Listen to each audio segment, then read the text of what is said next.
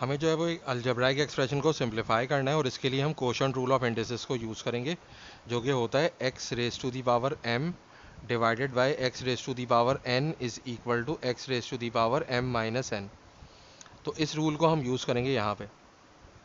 तो सबसे पहले देखें, हमारे पास यहाँ पे वेरिएबल्स हैं a b c और यहाँ पे भी a b c है, और इनका जो कोफिशिएंट है वो 8 है, यहाँ पे भी कोफिशिएंट जो है वो 2 है। तो देखें, सबसे पहले हम कोफिशिएंट्स को डिवाइड कर लेंगे, तो 8 डिवाइडेड बाई 2 क्या हो जाएगा, 4 हो जाएगा। अब देखें, यहाँ पे a की पावर 4 है, b की पावर 8 है और c की पावर 5 है। इसी तरह यहाँ पे a की पावर 2 है, b की पावर 3 है और c की पावर 2 है।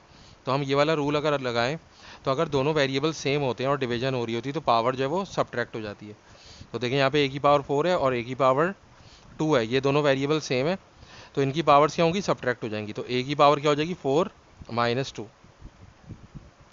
इसी तरह आप देखें, b की पावर 8 है और डिवाइडेड बाय b की पावर 3 है, तो b की पावर क्या हो जाएंगी, सब्ट्रैक्ट हो जाएंगी। तो b की पावर 8 माइनस 3 हो जाएगी। फिर क्या है, c की पावर 5 है और फिर c की पावर 2 है, तो डिवीजन हो रही है और बेस सेम है तो पावर सब्ट्रैक्ट हो जाएगी। तो c की पावर हो जाएगी 5 माइनस 2। तो हमारे पास आंसर क्या आएगा, 4। a की पावर 4 माइनस 2 2 हो जाएगा, b की पावर 8 माइनस 3 5 हो जाएगा और c की पावर 5 माइनस 3 3 हो जाएगा।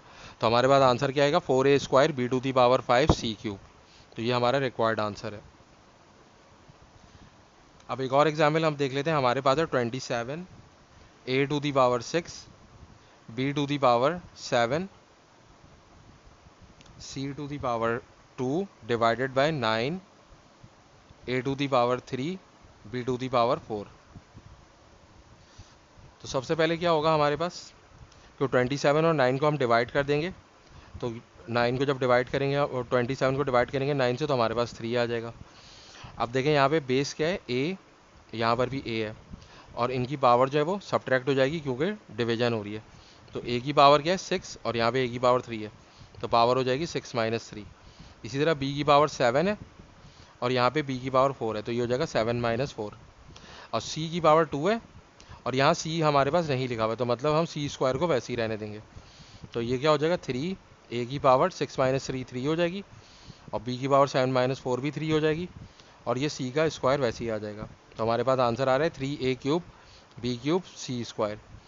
तो इस तरीके से हम कोशेंट रूल ऑफ इंडिसेस को यूज़ करते हैं।